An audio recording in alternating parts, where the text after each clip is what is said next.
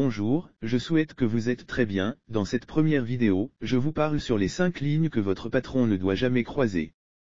La première ligne que votre patron ne doit jamais croiser est quand votre patron fait des références à votre salaire en face de l'autre personnel. Les consultants disent que ce sont des informations privées et confidentielles, et les autres employés ne doivent pas savoir ce que vous êtes payé. Que le patron dit « je ne te paie pas assez » ou « je vous paye trop », ce genre de commentaire peut conduire au ressentiment parmi les collègues. Aussi quand votre patron a des attentes déraisonnables.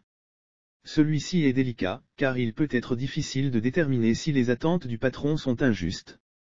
L'essentiel est que les gestionnaires ont besoin de communiquer leurs attentes de rendement de travail clairement, ils devraient aider les employés en cas de besoin, et de fixer des délais raisonnables pour les projets.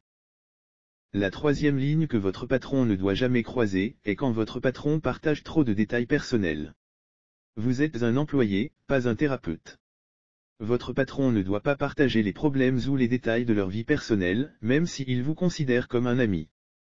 Si vous trouvez la conversation vire régulièrement dans ce sens, être très bref dans vos réponses, puis changer de sujet de retour aux affaires. Rappelez-vous ceci dans les deux sens.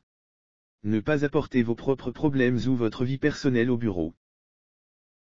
Aussi, quand votre patron fait des références inappropriées.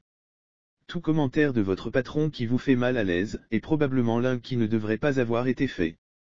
Cela comprend des blagues et des emails ou des commentaires au sujet de votre apparence physique.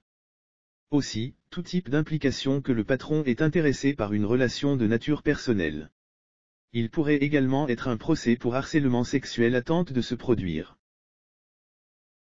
Enfin, quand votre patron implique que le sexe, la race, l'âge ou la religion est un facteur de performance de travail.